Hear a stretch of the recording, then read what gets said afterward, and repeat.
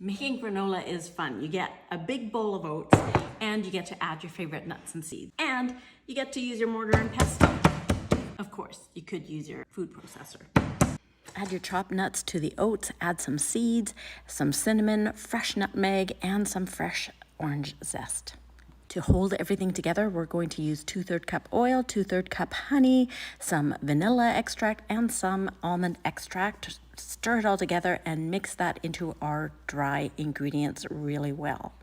And then we put it onto 2 baking sheets so that it can bake evenly and brown. We're going to press it in to form nice clusters and bake it low and slow. Good news, I got nice clusters, but the granola is sticking a little bit to the baking sheet, so use parchment paper. It'll be easier to get off. Add my hemp seeds. Seriously, you gotta try it. It's so good.